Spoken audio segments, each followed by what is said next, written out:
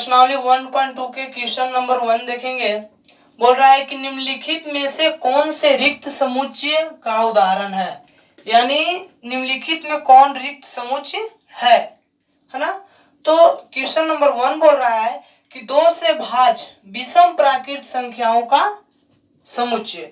2 से भाज्य विषम संख्या कौन से होते हैं? 1, 3, 5, 7, 9 डॉट डॉट डॉट हो सकता है।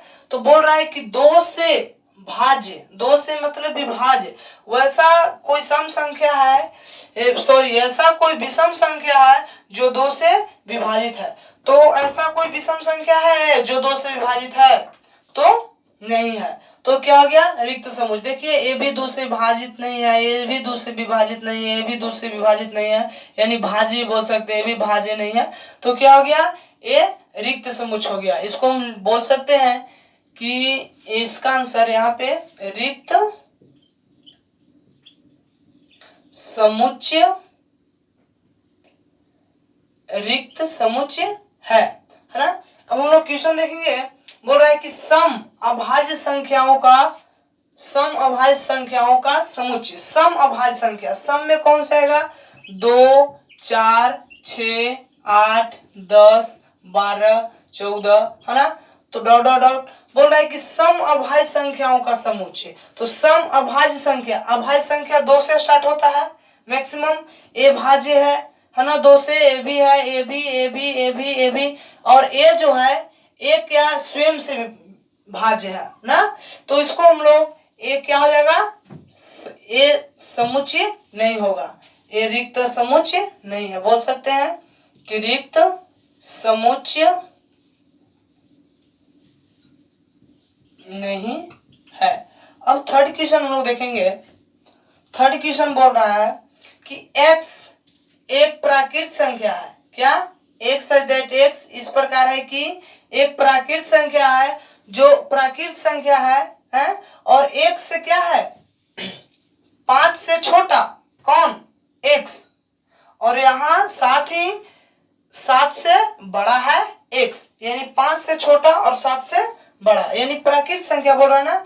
1 यहाँ पे लिख सकते हैं 1, 2, 3, 4, 5, 6, 7, 8, 9, 10 डॉट डॉट डॉट होते जाएगा। अब बोल रहा है फिर से एक बार, एक प्राकृत संख्या है जो x जो है 5 से बड़ा है, छोटा है, और 7 जो है x जो है 7 से बड़ा है। तो ये 5 से छोटा, यानी 5 से छोटा कहाँ पे आएगा? 4 इस साइड आएगा है ना। और फिर बोल रहा है 7 से बड़ा, यानी 7 छोड़ के ना होगा 8, 7 से बड़ा 8, यानी इस दोनों का कोई भी उभयनिष्ठ है क्या? नहीं है।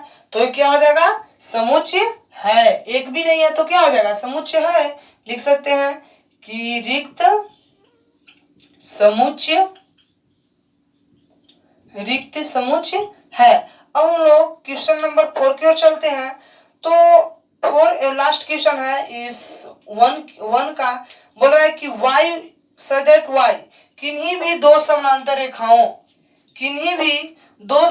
रेखाओं का उभयनिष्ठ बिंदु है। क्या बोल रहा है? कि किन्हीं 2 समानांतर रेखाओं का उभयनिष्ठ बिंदु। मान लीजिए ये समानांतर रेखा है और ये समानांतर रेखा है, और इन लोग दोनों को उभयनिष्ठ बिंदु, कोई एक बिंदु पे कटेगा इन लोग। तो न ए बिंदु है कि एक बिंदु पर कटेगा, न ए है कभी एक दूसरे को ऐसे कटेगा, उभयनिष्ठ बिंदु होगा नहीं होगा। तो ये क्या हो जाएगा? रिक्त समुच्चय होगा है ना। तो इसको हम लोग लिख सकते हैं कि रिक्त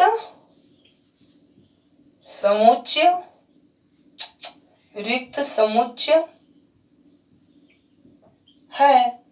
है ना, क्योंकि एक भी बिंदु पर प्रतिच्छेद नहीं कर रहा है। किन्हीं भी 2 समानांतर रेखाओं को उभयनिष्ठ बिंदु तो होगा रिक्त समुच्चय, एक भी जगह पे नहीं काटता है। ठीक है। अब हम लोग देखते हैं क्वेश्चन नंबर 2। तो देखेंगे,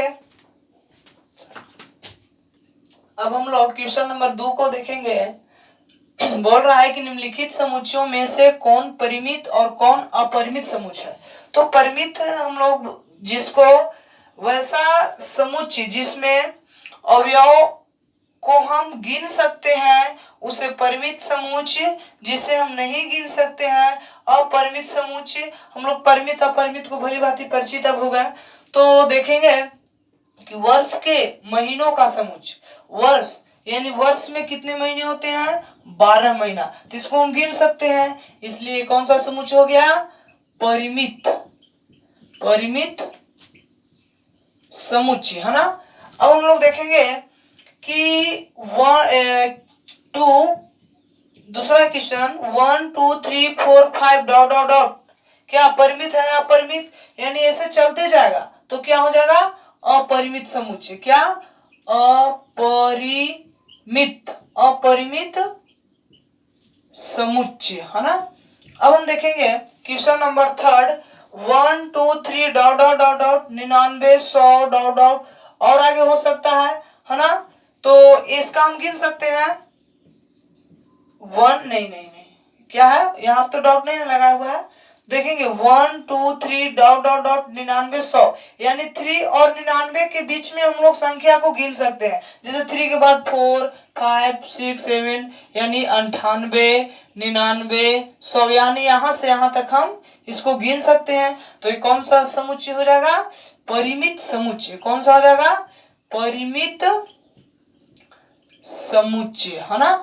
अब हम लोग देखेंगे 4 क्वेश्चन बोल रहा है कि 100 से बड़े धन पूर्णांकों का समुच्चय, 100 से बड़े धन पूर्णांकों का समुच्चय। 100 से बड़े जो है धन कितने हैं, बहुत सारे धन है, तो यानी 100 से बड़े 101 102 103 डॉट डॉट डॉट होते जाएगा, यानी ये क्या हो जाएगा, अपरिमित समुच्चय, समुच्चय, है ना।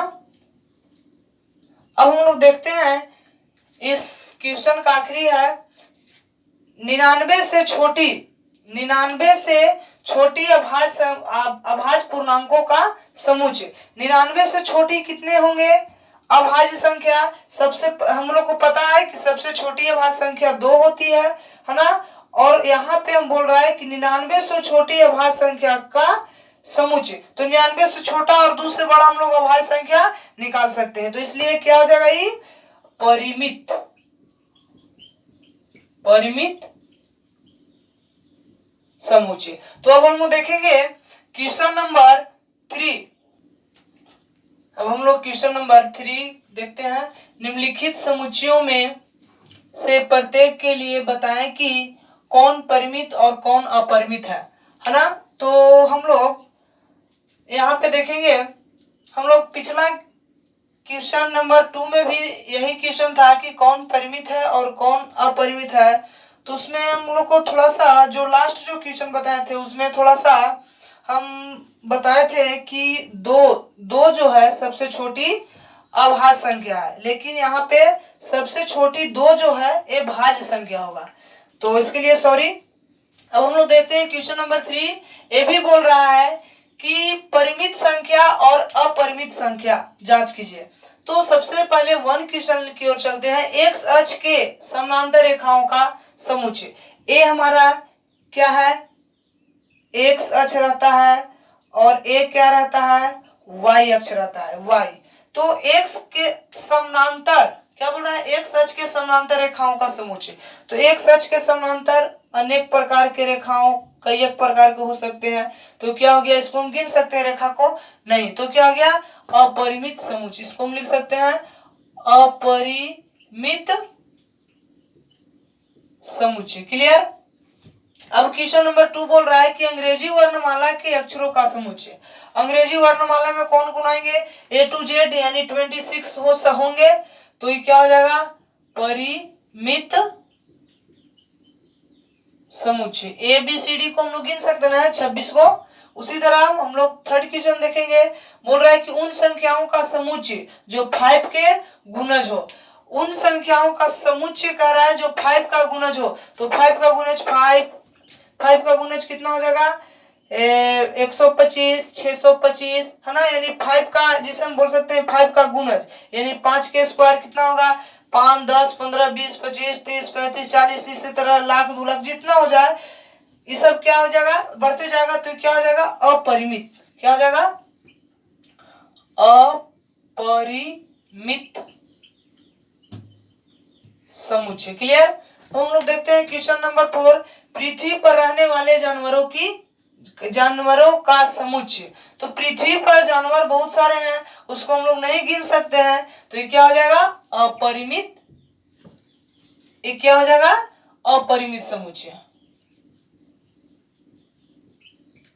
अपरिमित समुच्चय, है ना। तो अब हम लोग देखेंगे, बोल रहा है कि मूल बिंदु 0 0 से होकर जाने वाली वृत्तों का समुच्चय। मूल बिंदु यानी हम इसको y अक्ष और ये क्या रहता है? x अक्ष, है ना। तो क्या बोल रहा है कि मूल बिंदु 0 0 से होकर जाने वाले वृत्तों का समुच्चय। तो मूल बिंदु तो हमारा ई रहता है, मेरा 0 और 0, है ना। तो यहां से बोल रहा है कि होकर जाने वाला वृत्तों का समुच्चय। तो देखिए यहां से हम कितना भी प्रकार के वृत्त हम यहां से इसको हम खींच सकते हैं,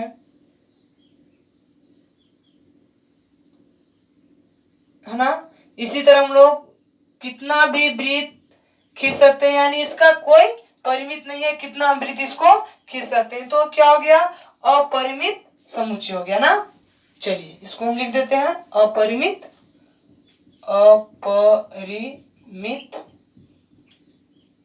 समुच्चय। तो अब हम लोग क्वेश्चन नंबर 4 की ओर चलेंगे। तो अब चलते हैं क्वेश्चन 4। तो देखिए क्वेश्चन नंबर 4 बोल रहा है, निम्नलिखित में बताएं कि a बराबर b है अथवा नहीं। यानी बोल रहा है कि समुच्चय a बराबर समुच्चय b है या नहीं। तो देखेंगे कि a b c और d, और यहाँ क्या है? b समुच्चय b में है d c b और a। तो देखेंगे कि a जो है, हम क्या बताएं कि इसका समुच्चय का पूरा अवयव, समस्त अवयव b में हो, या b समुच्चय का पूरा समस्त अवयव a में हो, तो समुच्चय बराबर है, यानी बराबर है ना। बराबर समुच्चय है, समान समुच्चय है। तो देखेंगे a b c d, यहाँ है a b c d, a b c d यानी बराबर समुच्चय है, इसलिए यह a बराबर b है ना। और इसको देखेंगे a बराबर 4 8 12 16, और यहाँ b बराबर कितना है?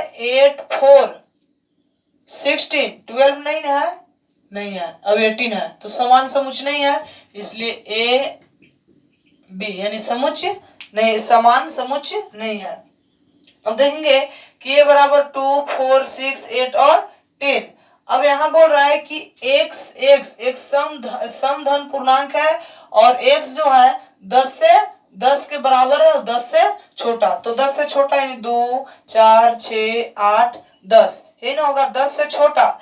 x जो है 10 से छोटा है, तो ये x जैसे 10 से छोटा है, तो इसलिए क्या होगा कि a बराबर b। अब हम लोग देखेंगे इस क्वेश्चन नंबर 4 को, आखिरी क्वेश्चन जो है बोल रहा है कि a बराबर एक संख्या 10 का एक गुणज है। तो 10 का एक गुणज है, यानी 10 20 30 40 50 60 70 80 90 100, इसको लिख सकते हैं इसे हम 10 20 30 40 50 डॉट डॉट डॉट इस तरह। और यहाँ पे क्या है? 10 15 20 25 30, यानी 10 तो मिल रहा है, 15 है क्या? नहीं है, 20 है क्या? नहीं है, तो इसलिए क्या हो जाएगा?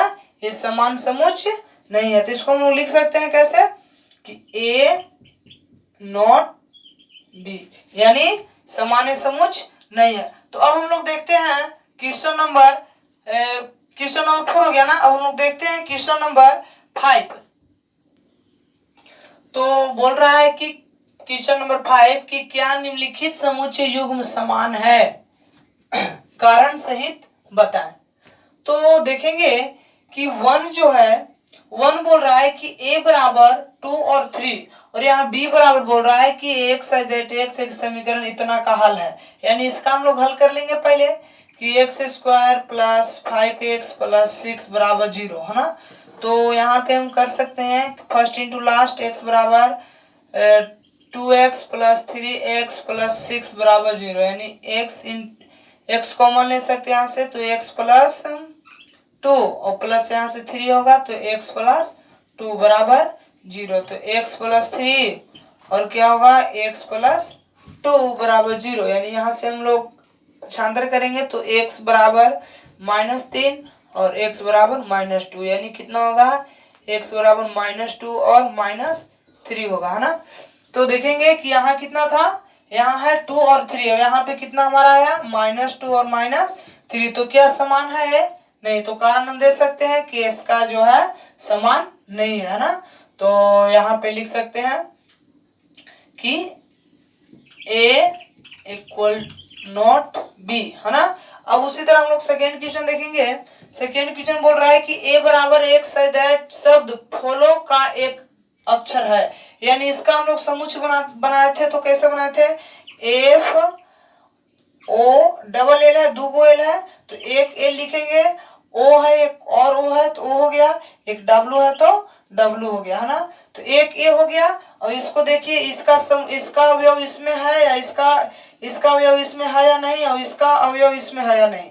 तो f इसमें है, o इसमें है, l उसमें है और w भी इसमें है। तो इसलिए क्या होगा कि इसका समुच्चय जो है, इसका अवयव जो है इसमें है और इसका अवयव इसमें है। तो हम यहाँ पे लिख सकते हैं क्या कि a बराबर b, यानी a जो है समान समुच्चय b के है, यानी a b समान समुच्चय है। तो अब हम लोग देखते हैं कि अब हम लोग प्रश्नावली 1.2 का लास्ट क्वेश्चन देखेंगे। तो लास्ट क्वेश्चन 6 बोल रहा है कि नीचे दिए हुए समुच्चयों में से सामान्य समुच्चय का चयन कीजिए। कौन सामान्य समुच्चय है हमारा, इतना a b c d e f g h दिया गया है और इसमें हम लोग को चुनना है कि कौन सामान्य समुच्चय है और कौन सामान्य समुच्चय नहीं है। तो देखेंगे कि a जो है, a कितना है, 2 4 8 और 12, है ना। देखेंगे कि 2 4 8 12 है, इसमें 2 4 8 12 नहीं है, 2 4 8 12 नहीं है, 2 4 इसमें भी नहीं है, इसमें भी नहीं है, इसमें भी नहीं है, इसमें भी नहीं है, इसमें भी नहीं है। तो इसका कहीं नहीं है। अब हम लोग यहाँ इसका देखेंगे कि 1 2 3 और 4 इसका कहीं है, 1 2 3 4 1 2 3 और 4 हो गया ना, मिला 1 2 3 4। तो 1 2 3 और 4, यानी हम बोल सकते हैं कि b जो है, b बराबर d, यानी b समानुपात क्या है, b और d क्या है, समान है ना। a b और d समान समुच्चय है। और अब हम लोग देखेंगे 4 8 12 और 14, कहीं देखिए है क्या, नहीं है ना। अब इसको देखेंगे, ये तो हो गया। अब इसको देखेंगे कि -1 और 1, -1 और 1 कहीं है, यहाँ पे है 1 और -1 या -1 या 1 हो गया ना। तो हम बोल सकते हैं कि E बराबर F, यानी क्या है, इस समुच्चय जो है F के क्या है, बराबर है। यानी बोल सकते हैं कि सामान्य समुच्चय है, E बराबर F, दोनों सामान्य समुच्चय है। तो अब हम लोग आखिरी भी क्वेश्चन पढ़ लिए।